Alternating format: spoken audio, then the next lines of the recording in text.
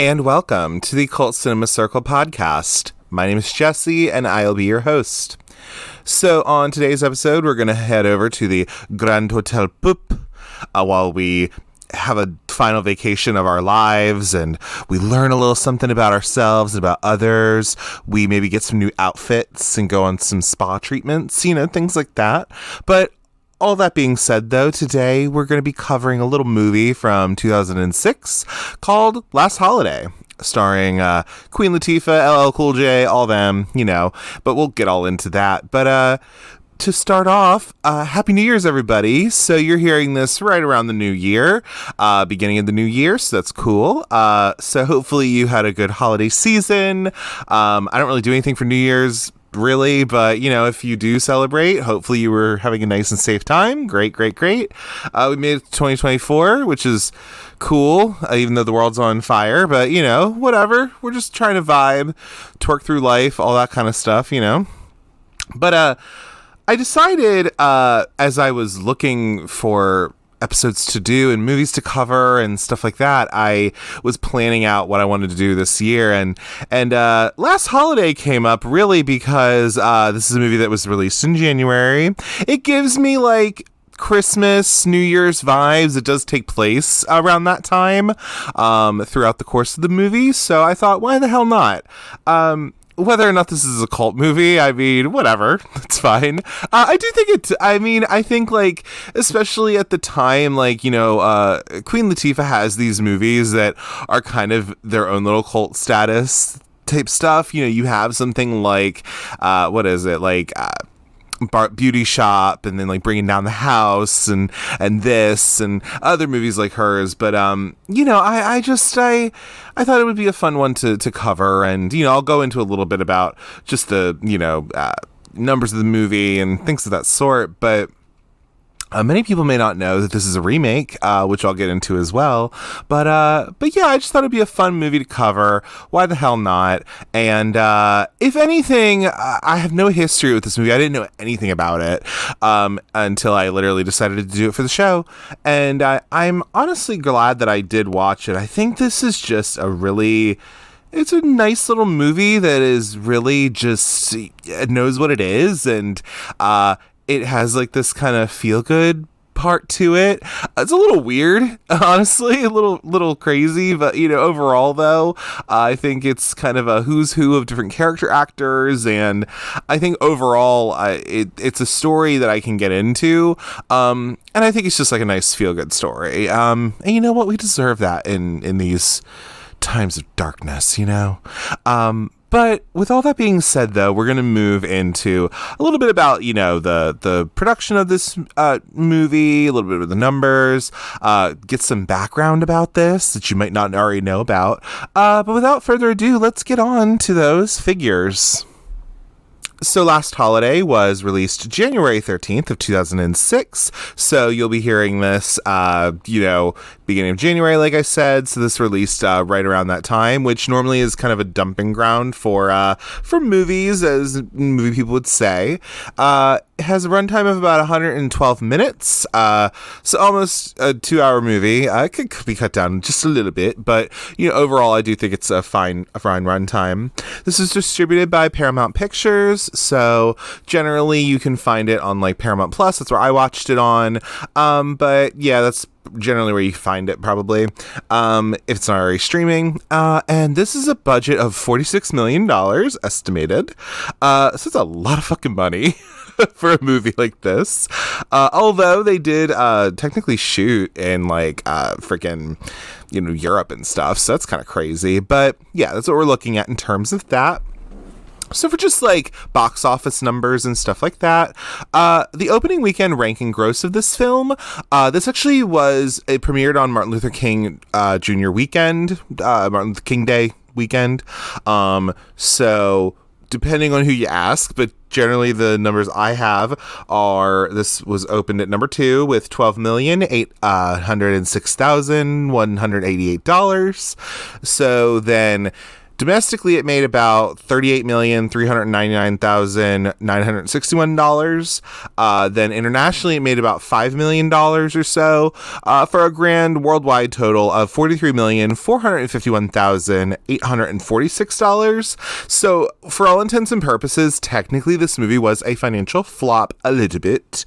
However, critically, it didn't do too bad.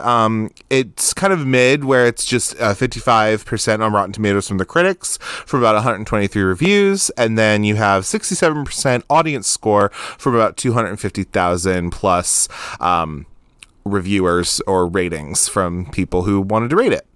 And then it has a 3.0 out of 5 on Letterboxd. So that's what we're looking at in terms of just like the kind of critical response to it, and maybe the audience response to it as well. So in regards to a little bit about like our crew and stuff like that, so we have Wayne Wang, who's the director of this. So he also directed like Made in Manhattan. He's also known for directing the Joy Luck Club, which had a whole lot of Asian actresses back in the early 90s. It's, I think, his probably most well-known work, really. So there's that. And then the writers of this are a duo. It's Jeffrey Price and Peter S. Seaman. Now, they wrote as well How the Grinch Stole Christmas, starring Jim Carrey, and then also Who Framed Roger Rabbit. And then they also did Wild Wild West with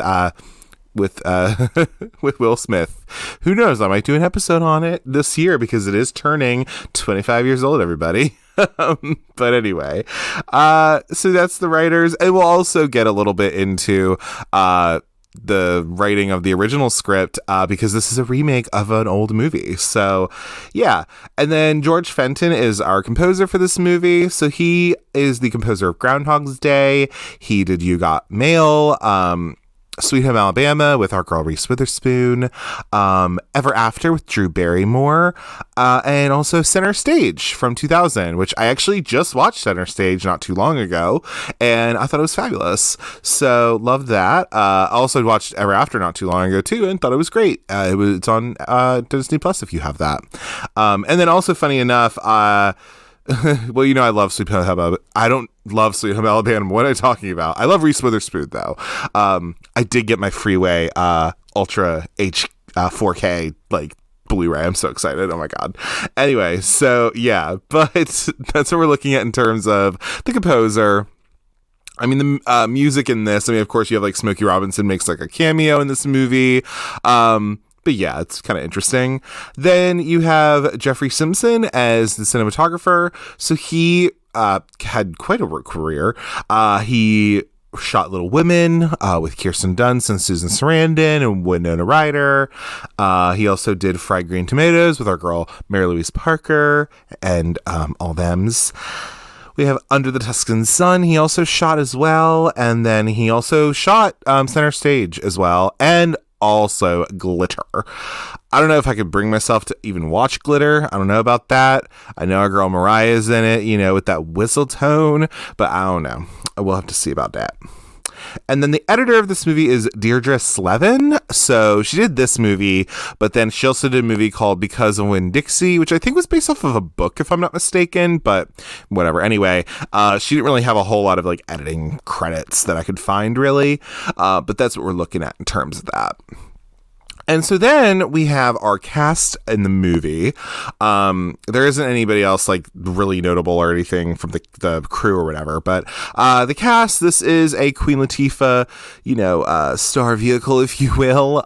So as I stated already, you know, she had been in Bringing Down the House, Beauty Shop.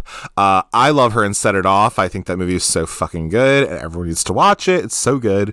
Her, Jada Pinkett, before she was Jada Pinkett Smith, Kimberly Elise from like Diary of a Mad Black Woman, and also Vivica A. Fox, technically, I believe. They're all in it. It's so fucking good. She also is in Chicago, if I'm not mistaken. I think she was nominated for an Emmy, not an Emmy, an Oscar for that, if I'm not mistaken. She's also in Hairspray. She's Motorbouth Maybelle in the 2007 remake. Yeah, and she did Scary Movie 3 and Girls Trip and all that stuff. So, yeah, I mean, came up from being a hip-hop artist to then kind of moving into being an actress and also, like, kind of undercover queer icon, if you will. You know, she hasn't really ever said that she's, like, a total lesbian, but, you know, we know. And love that. Love that for her.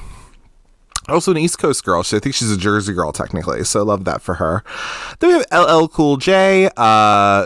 This is his, I think it's his second appearance on the show, because technically he was in Baps from 1997 with Halle Berry and Natalie Desselle-Reid. Check out my episode on that with Girl That's Scary.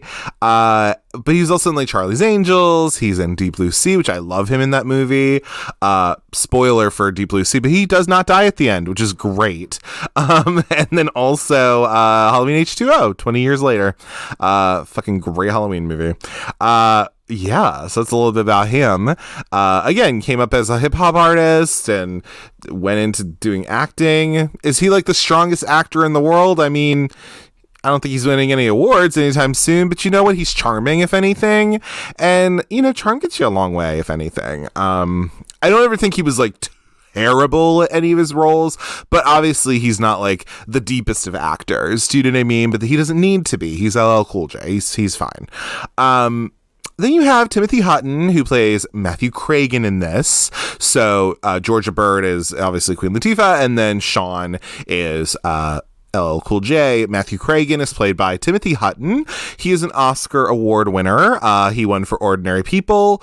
I actually have it on my watch list right now. I'm recording this right before Christmas, so I have a couple days off work, so I have a chance to do it. But Ordinary People is on Max right now, so I kind of want to watch it because he won for that. He was, like, one of the youngest. Timothy Hutton was one of the youngest, if not, I think the youngest, like, supporting actor. I think he is the youngest supporting actor winner because he won that when he was 20. So that's kind of crazy. But yeah, he was in that and, like, The Haunting of Hill House. He's also in The Dark Half, which I think is a Stephen King adaptation. I don't remember, but I think it is. He's also in Beautiful Boy. Yeah, so Timothy Hutton, you know, just kind of an all over the place person, but, you know, he's an asshole in this movie. So, you know, cool, awesome.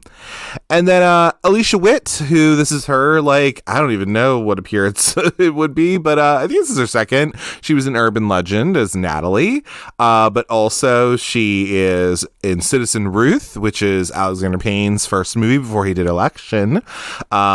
And also she was in Dune as a little baby child. She's in Twin Peaks for, like, an episode or two of the TV show. She's in Cecil B. Demented, so she was in a John Waters movie. And also she's in Mr. Holland's Opus. And then also, like, being a Hallmark movie queen as well. She was on The Masked Singer because she was just on Melissa Joan Hart's podcast. That's right, I listen to their podcast sometimes. But yeah, she was on there because she lives in Nashville apparently. So that's cool. Love that for her. She's apparently vegan as well, so that's kind of fun. I like Alicia Witt as an actress. I don't love Natalie as a final girl. I think she sucks personally. However, I think Alicia Witt is a perfectly decent actress. Like, her in Cecil B. Demented is, like, fucking crazy, and I love it. And then, like, even her in Citizen Ruth is, like, really funny. She plays, like, the rebellious daughter of, like, the Christian ass family that Ruth is brought into. So it's a whole thing. God, I don't want to go off too much tangent, but I was looking. And Citizen Ruth right now, it's going to be going off soon, but it's on Pluto TV. It was on Paramount Plus for a minute, but there's no fucking Blu-ray release for that. There's no fucking, like, physical media for it, and I'm so mad about it because, like, I want that so bad. But anyway, don't worry. I want to do an episode on it because I'm probably going to do one for Election, probably this year because it is turning 25. So I want to get that in there. It's going to happen. But I want to get Citizen Ruth in there too because I fucking love that movie. Anyway, Laura Dern is an icon. But anyway, so then we have Gerard Depardieu That's right. That's my French accent. He's in Life of Pi. He's in 102 Dalmatians. La Vie en Rose. He's a French guy. He plays Chef Didier. In this movie, the chef, the celebrity chef at this like hotel or whatever. And then Giancarlo Esposito, who he plays Senator Dillings, I believe. And he is in The Usual Suspects. He's in Do the Right Thing. He's going to be in Maxine coming up, I think, this year, actually, which is the third installment within the X franchise. I have seen X. It's pretty decent. I have not seen Pearl, though. I do want to kind of see Maxine, to be honest with you. But yeah, anyway. And then he's also in Maximum Overdrive, which is a Stephen King directed, and also, like, it's a fucking weird ass movie. I don't know if I could do it, but we'll see. But anyway, so that's a little bit about the cast and the crew and all those people. Also, fun little thing too about this, a young Halle Bailey is in this movie. She plays, if I'm not mistaken, I think she plays one of the, because George's sister is in this movie for like 2 parts or whatever, and I think she plays one of her kids, if I'm not mistaken, because she decides that she's going to go off and be like a country music singer or whatever. But I believe Halle is in here. I almost said Halle Berry. Wow. But, and Chloe Bailey, who is, I believe, her sister, and who's also a musical artist as well.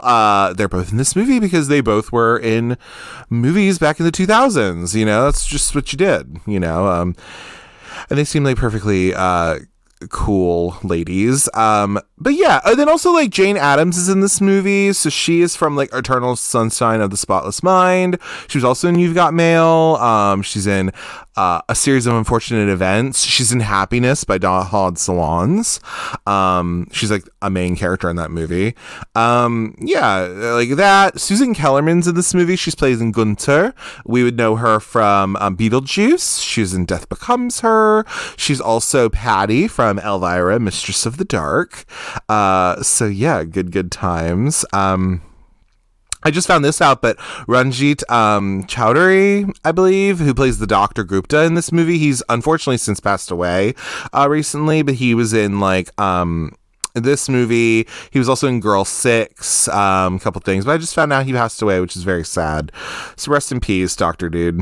Emma Lagasse's in this movie too. That's kind of fun. He comes up at the end of the movie as well. But I just thought that was super fun and silly, kind of. But yeah, those are like the main like cast members that I can think of, and then also the crew or whatever. But a little bit about this film. So if you didn't already know, this movie is actually a remake of a 1950 movie. And so, of course, we're going to talk a little itty bit about that, because we kind of have to. So this is a British movie, Last Holiday. It features Alex Guinness in his 6th starring role.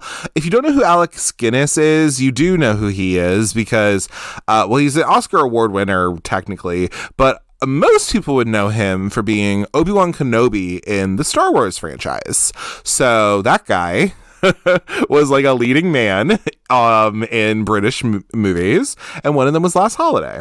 So this was actually written and co-produced by a guy, J.B. Priestley, who, you know, he was the guy who like wrote this movie initially and everything like that. But you know what's funny I found out about this is with writing, at least with Last Holiday.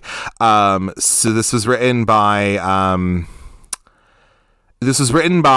Jeffrey Pierce and Peter S. Seaman, but also apparently I found this out that with Last Holiday in particular, I believe that in some way, shape, or form, there was another guy who also helped write some of the stuff with J.B. Priestley, who again wrote the initial script. Oh, that's what it was. The film was co-written by an uncredited J. Lee Thompson. J. Lee Thompson, for those who don't know, he's a British film director. He did quite a few movies. Like he did the original Cape Fear, for example. Like he directed that. Which is crazy to think, but he did a couple movies in the 50s. Like I said, he was a screenwriter for this. He did an additional dialogue. and he directed like Cape Fear, like I said. And then in the 70s, what did he do in the 70s? Like, he did something called The White Buffalo, I think it was. But what I thought was really interesting, he also did a Planet of the Apes movie, I think. But in the 80s, though, he did like Death Wish 4. But I thought was interesting, though, was that he actually directed Happy Birthday to Me from 1981, which I thought was really funny. Yeah, because this British ass director, like, who ended up directing this, like, Canadian horror movie, and I just thought this was really interesting. But yeah, it's a little bit about that. Anyway, continue on though. So this movie in particular, it centers around this guy, George Bird, who is a salesman, and he goes to his physician and he's told he has a terminal disease and only has a short time to live. So what ends up happening is he spends his final days in an expensive hotel, and then, all this stuff ensues, right?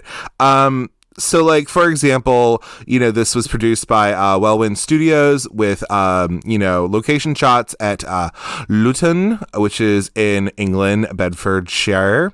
And, a couple different places just around England, really, it looks like. And as I said, J. Lee Thompson did some of the uncredited writing on this. So a little bit about this synopsis. So like I said, this guy decides to take his life savings and he goes to this hotel. Pretty much he takes he ends up acquiring this like suit and these suitcases to make himself look more fancy. And that's what he like shaves his mustache off, makes himself look more wealthy. His unassuming attitude generates a great deal of interest among the residents of the hotel, because he wears the same expensive clothes as all the other guests. He's like an enigma to be solved. So like there's wild speculations about like, he comes from this and like his lineage and like whatever. But then the hotel housekeeper, Mrs. Poole, discovers the truth, and then, he's like, oh, hey, like keep my secret for me, pretty much. But yeah, he just is something where people are so like enamored with him, and then he finds out, oh, I actually don't have cancer, or Lampington's disease is what he has, right? And so like, with this, like, there's this kind of new lease on life in a way. He has this new sweetheart, he has friends, he has business opportunities, where before he was just kind of this unassuming man and all of this. And spoiler alert for the original Last Holiday, in case you want to watch it, it is on Criterion Channel. That's where I watched it. But you might be able to find it somewhere else if it goes off of there. But spoiler alert, so he actually dies in a car accident where he swerves trying to not hit a dog that's on his way to be put down. And that's how the literal movie ends, is like literally he gets in this car accident, he goes to the hospital, and then he dies, and then the hospital calls up to the hotel or whatever, and Mrs. Poole, I think, gets the call and then tells, because they're all around like having this like dinner for him and like all this stuff, and they're like, oh, like, you wonder why he's late or whatever, and blah blah blah. And then she's like, oh, I thought you'd like to know that he's dead. And then she like goes outside, and then there's like this guy playing violin or something like that, and it just like fucking ends there, dude, like seriously. So I'm like, goddamn, that's crazy. So that happened. I will say, so upon its release in New York City in 1950, a guy by the name of Bosley Crowther, which I guess he was like a journalist for the New York Times at the time, he called it a, quote, amusing and poignant little picture that is, quote, simple and modest in structure, but delightfully rich in character. However, though, Robert Murphy from the book In Realism and Tinsel, Cinema and Society in Britain, 1939 to 1948, this guy asserted that Last Holiday was not as good as it should have been, given the excellent performances by Guinness, Walsh, who I believe plays Kay Walsh, who is Mrs. Poole, and then also James, who they're referring to Sid James, who plays Joe Clarence, who I think is like this guy who's like having to pay off these other guys like in the fucking hotel or some shit. But anyway, in particular, he describes the film's production value as shabby, and he singled out Priestley's J.B. Priestley's trick ending for even harsher criticism, calling it, quote, disastrously inappropriate. So yeah, that's a little bit about that. But yeah, this movie, you know, that happened with that. So, you know, people kind of forget about it. They don't know about it or whatever. But then what had ended up happening was that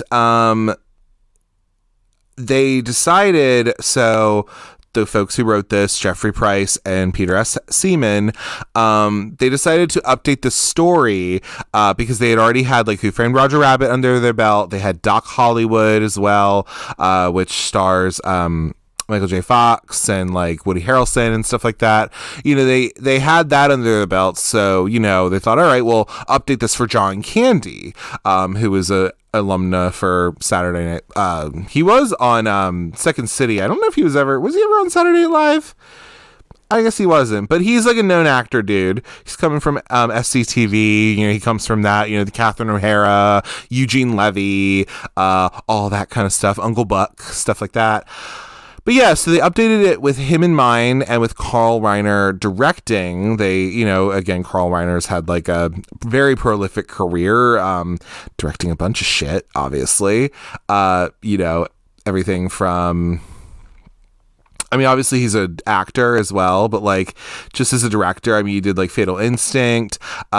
He did, yeah, a couple different things like, you know, The Jerk.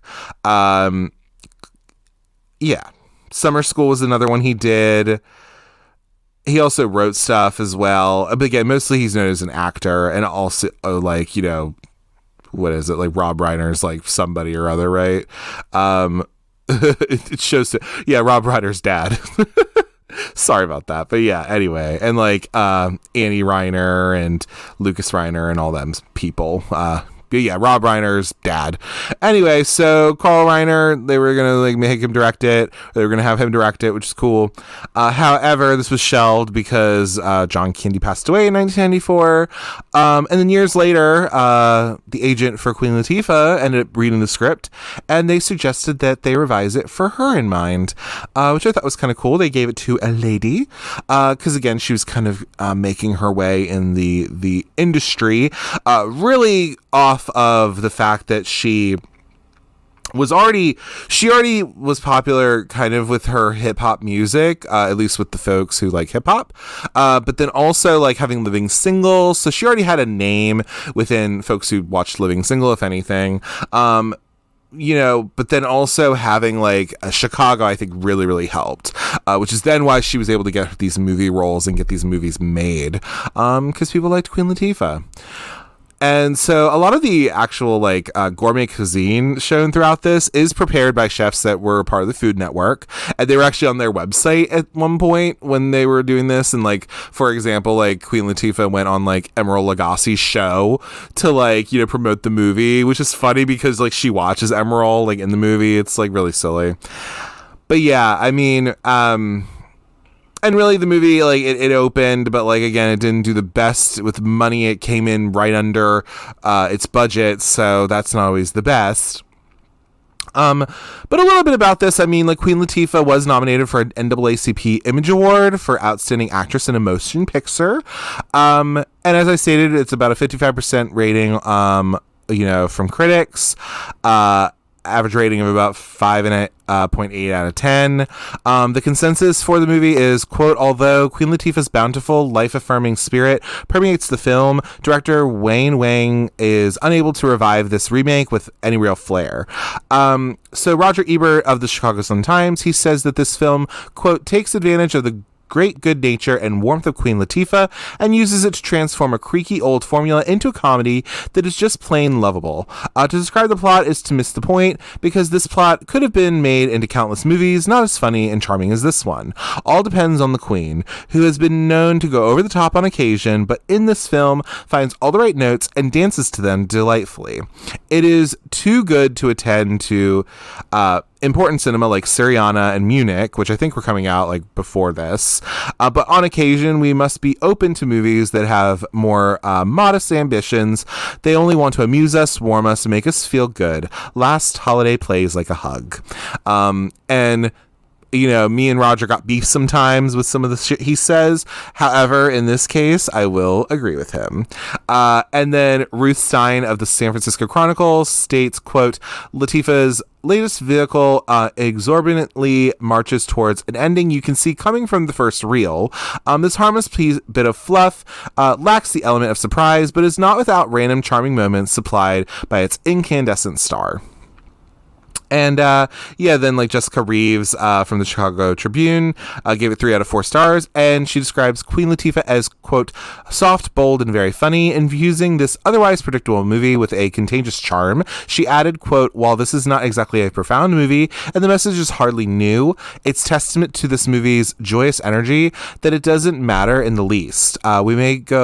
We may know exactly where we're going, but the journey is so much fun. All but the most peevish audience member will find it impossible to complain.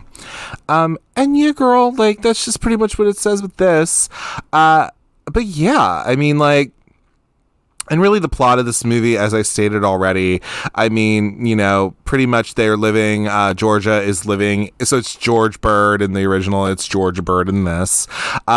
She's living in New Orleans at this, and she's working at Cragen's department store. The one thing I will say that is a little, it's not odd, but maybe people could, again, this is a movie, is this came out in 2006, and I don't know about you, but in 2005, because I remember this, a little thing called Hurricane Katrina happened right in where New Orleans is. So, like, you know, I don't know if they're really gonna have mentioned anything about that, and all that kind of stuff, which is kind of just weird, I guess, but not in a horrible way. It's not like they're gonna bring attention to this, because again, it's a movie. Like, it's not like it's not that type of movie. So, like, you know, I just thought it was interesting, though. I was like, oh, well, yeah, that would have been around, like, this time. I wonder if they were able to, like, rebuild and, like, do all that. But again, this is very much more of a feel-good type of movie. So, you know, I'm not going to, like, hold it against them or anything. Again, it is crazy. Like, they really did go to, like, the Pupp Hotel in, like, the Czech Republic. Like, they really did go to, like, the Czech Republic. This is all shot in, like, New Orleans, like, Louisiana, which is just crazy to me because, like, but apparently, according to IMDb, so take it with a grain of salt, but this was actually shot in November of 2004. So it doesn't surprise me that maybe it was all before that. So, you know, take that with a grain of salt and take it for what you will. But yeah, I mean, I already kind of explained the general idea of this. A few differences is obviously that, you know, she does have a love interest in Sean, and she decides to go to this Grand Hotel Pupp in the Czech Republic, and all that. She base jumps and, like, snowboards and all this, and, you know, she meets these rich people. So Matthew Cragen, who is the owner of these stores that she actually works in, or that she's working in, and like his assistant / mistress, Mrs. Byrne, played by Alicia Witt. Then you have Mrs. Gunther, who I don't know who her counterpart in the original is, but she's like the guest services manager person, but she's also a little bit of a snoop. So she, like, goes through her stuff, and she's told by Cragen to go through Georgia's stuff to try to find out stuff about her. But then Gunter finds this letter that Georgia had wrote to say, hey, look, like, you know, I'm going to be dying. Here's what I want to happen, you know, after I die and all this kind of stuff. And then when Gunter finds this and she tells Georgia about it, she's like, you know, hey, look, like, I'm not going to say anything to anybody about this. Like, don't worry. Although she then ends up telling, like, Chef Didier about it, and then he's supposed to keep it quiet and all this stuff, but we'll get to that in a minute. but yeah, so then there's like an avalanche that happens when she's like on her way to goddamn somewhere, I think. Or yeah, she's like headed to the airport, but there's like this avalanche because she decides I'm gonna leave or whatever. And so then in the meantime, Sean, who's LL Cool J, he's coming to the Czech Republic because he like checks on Georgia, sees her little neighbor boy, and like all this stuff. And I don't know, it's just very interesting how that all works, but. Yeah, the baseline idea is that near the end of the movie, Cragen finds out that actually Georgia is like one of the salespeople that works in his stores. He tries to use this information to like embarrass her or something, but really it just is him showing his ass, honestly. And then everyone's kind of disgusted by him. Georgia also has an interesting kind of relationship with Mrs. Burns because she kind of tells her about herself and she's like, hey girl, look, like my sister has been like two-timing on like she's been like a two-timer before and it never works out for her, so like I don't know why you think it would work out for you, kind of a thing, because these men never want to actually leave their wives for you, so that's a whole thing as well. But yeah, and then there's like this whole like there's this whole scene where Cragen is like drinking on the ledge of the hotel. He's like contemplating suicide kind of, and so then Georgia kind of walks him off the ledge, kind of like talks him off the ledge, if you will, literally. And then like Sean comes and like professes his love to her and all this kind of stuff, because then she also finds out that she doesn't have Lampington's disease, she's gonna live, all this stuff, and it's a nice happy ending because Americans cannot take a sad ending like this in a movie. We cannot just see Queen Latifah die, okay? I won't spoil anything, but I'm just saying, I don't want to be seeing all that. So anyway, but yeah. And so like at the end of this movie, they have like this kind of like, here's what they're doing now. So like, for example, like, well, we find out that like Georgia and Sean, they get married and they're getting married like while they're skydiving or something. We find out Mrs. Burns goes back to school. She decides to go into spa management. Like Gunter is like a private investigator now. Her boss from the beginning of the movie, who's like this total asshole, is always on his phone. He got hit by a car and died while he was talking on his phone. It was a whole thing. The doctor who accidentally misdiagnosed her, he decided to like give everything up and like start anew as like a monk in like the Himalayan mountains or some shit like that. And then Mr. Cragen lost all of his shit and he like then followed this doctor to there. It's like so kind of weird, but I don't know, it's like kind of a fun thing. Like this movie is as serious as you want to take it, really. I think it is kind of a comedy drama kind of thing going on, but it's not too deep, it's not too heavy, which I can appreciate. But yeah, it's a little bit about that. And if anything, like, this movie, like I said, it could be cut down just a little bitty bit, but I will say that I think overall, like, it's paced fine. It does kind of wrap up at the end though, which is fine, but it almost feels like, like Sean's professing his love to Georgia and then she gets this fax saying that she doesn't have Lampington's and like she's saving Matthew Cragen's life and all this kind of shit. So it all is kind of like, yeah, if anything, it's a little kind of like all thrown together, but like, it's a fucking movie. Like we have to kind of, what's the word? We have to kind of wrap it all up, if you will. But yeah, I mean, that's a little bit of that. But yeah, I mean, that's like the baseline idea of what this movie is. Like I said, if you already listened to what the original movie was about, it's not too far off. It's just now that it's gender reversed. Also the fact that, these are two black leads and not two white British people. So that's always cool too, love to see that. But yeah, and a little bit about like our just characters in general, we could talk a little bit about them. I think with Georgia, Georgia is just somebody, it could just be that she is just Queen Latifah and I love her.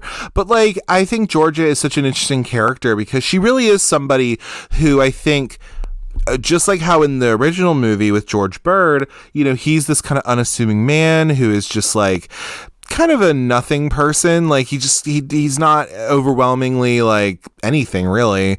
And with her, she kind of isn't either. You know, she is somebody who, you know, she cooks like at the department store, which we'll talk about the department store in a minute. But like, you know, she does these like demonstrations, these cooking demonstrations. She loves like Emerald Lagasse and like being able to cook and stuff. She has this like scrapbook of possibilities that she puts into and all this. But she's just somebody who, you know, I don't know, if anything, like she is content. She is like at least okay with her space in life, but she's not somebody who makes an impression.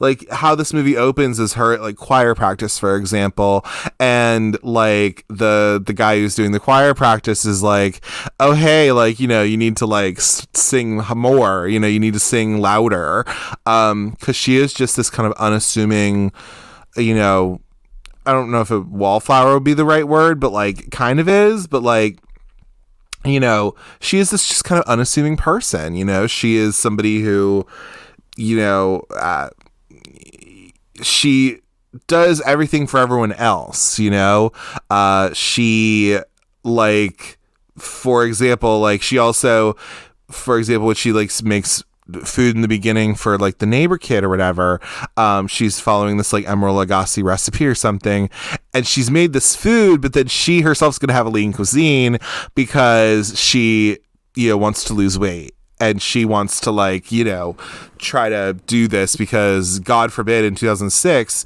if you aren't skinny of any sort, like you just aren't a person, you know what I mean? So you gotta have a lean cuisine, you know, whatever the fuck. It's so stupid.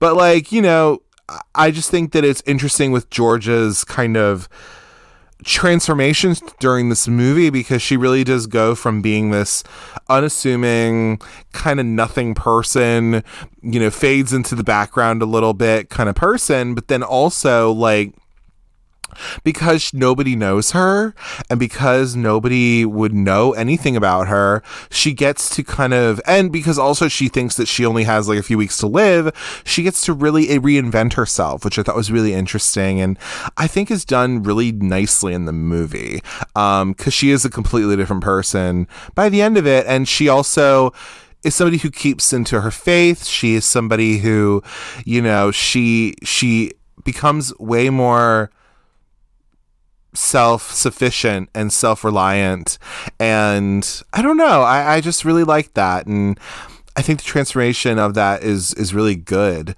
But to go back to this department store, I don't know about you, I worked at a department store for however long. I worked there for like 9 or 10 months when I got out of college, and I sure as hell didn't have a medical center at my department store, so maybe I'm just working at the wrong department stores, but I was like, we got to suspend our disbelief, baby. Okay, we really do.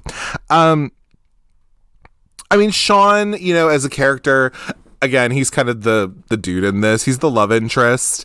You see him every so often, but like, because they do have these like, random things where it's like, you know, he helps Georgia like go to the medical center, and he cares for her in a way, because he kind of finds out that, you know, she's in love with him, but like, you know, he just like, he comes in and out, which is fine, because really this is Queen Latifah's movie. This is George's movie, really.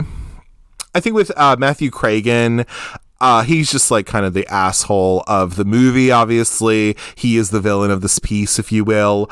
And I really think, honestly, he's just somebody who is just motivated by money and greed, obviously.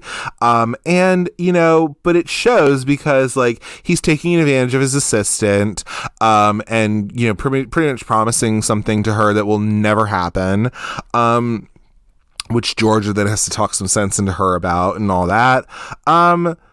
But yeah, and I really do like the scene where he is trying to humiliate her, because she is so, that's what's perfect about this, is that's what I like about this, is that like, I don't know if the movie's perfect necessarily, but like, that's one of the things I like about this movie, is that you see that Georgia really doesn't give a fuck what this guy's saying, because it doesn't matter, you know, like, by this point, she is so, you know, she's so assured of herself that she is like, yeah, that's all fucking true, but you know what, I got this and this, like all of these things matter way more to me than what you could bring up about me, you know what I mean? Like, and I really bang with that, because it's just completely different person from when we saw in the beginning, and I just really like that. But then I also like that Matthew Cragen, he's an asshole. Everyone turns against him when he decides to be an asshole. And then also, like, he obviously like decides to get drunk and just, sit on a ledge, whatever. But like, but I like that Georgia also goes to him and is like, hey, look, like, you may have showed your ass pretty much, but you know what? If you were motivated less by money and greed and power and all that, you're actually not that bad of a guy, So it's like, it's these things of like, she still wants to help somebody in the end, which I thought was really cool too. And I like that. I also like Mrs. Burns in this movie, or Miss Burns. I just like it because she is a little bit of this. So for example, like when she's getting a massage and she's being a bit of an asshole to like the masseuse or whatever, and Georgia goes up to her and she's just like, I don't like how you're like, I don't like how you're talking to this woman, pretty much. And that's just his energy, Matthew Cragen's energy, going off of to Miss Burns. And I like that, what's her name? Allison. Allison and Georgia, they get to have this talk, and they become friends. They become friendly with one another, and, Allison is able to get a backbone, and she is able to actually, stand up for herself, because she doesn't need this, like, bum ass fuck, you know what I mean? Like, it doesn't need it. Like, I mean, money and power, unfortunately, that is something that you need. It's always good to have financial, security, and it's good to have money, I guess, in a capitalist society and all that shit. I get it. But, if you have all the money in the world, that's great and everything, but you're going to be you have no soul. There is no, not to get the whatever, but like, there's no ethical billionaire. There isn't like a, you can have all the money in the fucking world, but you could be completely devoid of any kind of soul, any kind of like humanity, if you will. So, and I think that's what Matthew Cragen kind of is a little bit. But he turns a new leaf in the movie. And that's kind of his arc, if you will. But Allison is a part of that, and I think Alicia Witt does a pretty good job at she's an asshole for a minute because she's with this guy and she's like fucking him too, but then also like she decides to be reliant on herself, and she decides that she's like, I don't need this bum ass fuck, and whatever. And so I like that, and yeah, she's a good character. I like her. And those are like our kind of main people, So of course you also have like, I believe it's Senator Dillings. I like their little, him and Georgia have this like little scene together, because Georgia is a part of a church who Senator Dillings was supposed to come to, but he had to cancel last minute because of something. But then we find out that he's just in the Czech Republic, like on a vacation or whatever. And she calls him on it. She's just like, you had all these people who were like waiting on you, like people who voted for you, and and she's just like, I really do like Georgia's like whole arc in this movie. Like, I just think she is able to come out of a shell that she was sort of in, and because she thinks she only has so much time on this earth or whatever, I really do think that like there is this interesting transformation that happens, and I'm down with it. I like it. And it's just great. But yeah, I really do think, and I'm trying to think of any sort of like kind of standout scenes or anything like that. Like I said, I think like the scene at the end where Matthew Cragen's trying to like embarrass Georgia, and Georgia pretty much just like tells him off. I fucking love that scene. I love a good like fuck you bitch scene. Like, I love that. I don't even know what to call it, but that's kind of what I call it. Like, It's great. Reading. She doesn't read him, but like, she gets them together a little bit. I appreciate that. I'm always down for that kind of thing. It's that. Oh God, what else is there? I mean, like, there's that. Of course, like, just like some of the things of like all the outfits that she has in this movie too, I think are really very well tailor-made for Queen Latifah. And there's just some nice fun montages in this as well. Of course, all of the things that she does. So like when she decides to go snowboarding and when she base jumps and all this kind of stuff, I always think those are like fun. I do like the gambling scene that they do where like she bets on 17 black and like she literally wins 3 times in a row and she makes $100,000 at this fucking like casino, which is crazy to me. But anyway, yeah, I mean, yeah, there's some like little standout scenes. Like I said, anything with Sean in it, like it's just kind of like okay, like he's here, like that's fine and dandy and all. But those scenes are always like the least interesting to me in a way. But that's just me personally. But yeah, I mean, I think like if anything, I really do like just like the end scene. I like the scene that they have on the ledge, where George is talking to Matthew and kind of trying to still help him see the error of his ways and stuff like that. I really do.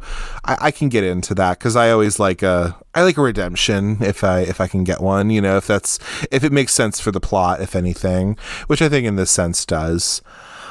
But yeah, I mean, that's a little bit about that. And I mean, in terms of any sort of legacy this has, I mean, I don't think it has like a particular legacy to it. It seems like,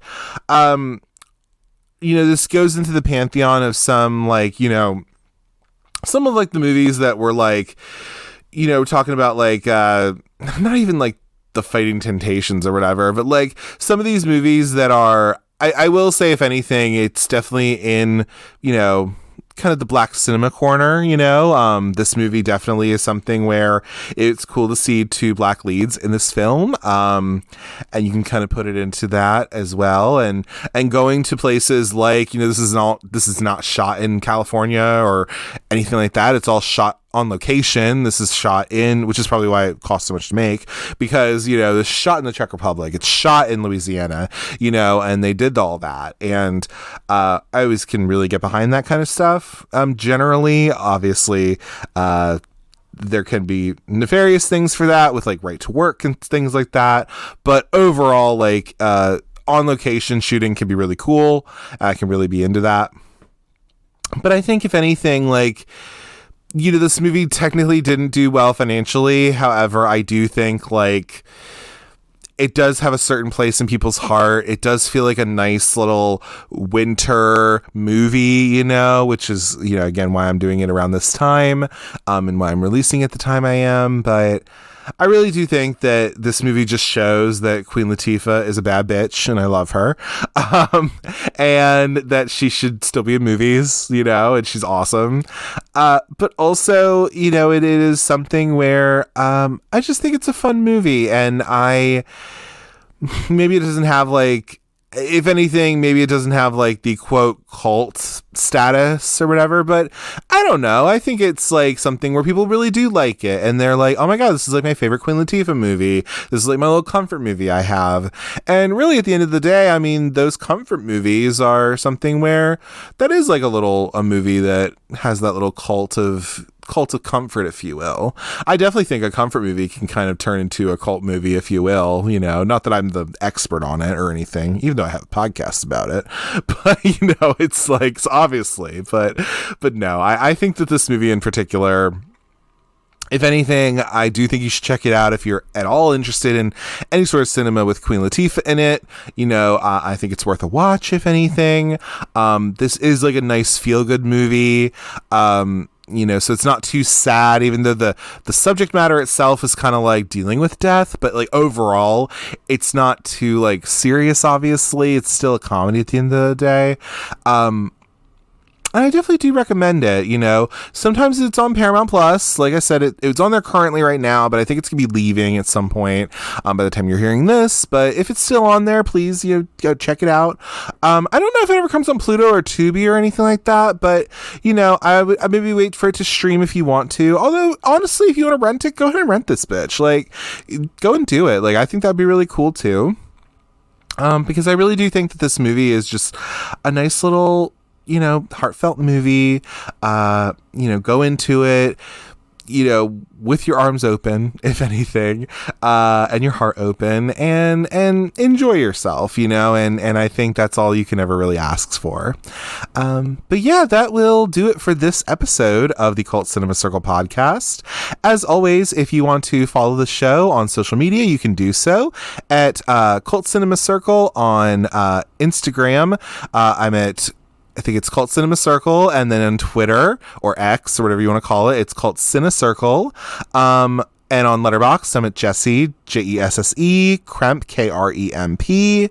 And that's pretty much the show's account too. I just log what I'm watching. I do little reviews on there. You might be able to figure out what I'm going to be covering. I don't know. All that kind of stuff. But yeah, that's a little bit about social media stuff. Be sure to leave 5 stars and like a 1 to 2 sentence review on your podcatcher of choice, whether that be Apple Podcasts or Spotify. Google Podcasts is going to be going away this year, but listen to me on there while you can. Listen to the show on YouTube, whatever you want to do. So yeah, rate 5 stars, give me reviews, comments. It helps people find the show and, get more listeners on it and all that good stuff. But, yeah, and I got some fun things coming up in the year and everything like that, in January and everything. So be on the lookout for that, y'all. But as always, thank you so much for taking the time to listen to the Cult Cinema Circle podcast. And remember, the secret of life is butter. Take care. Bye.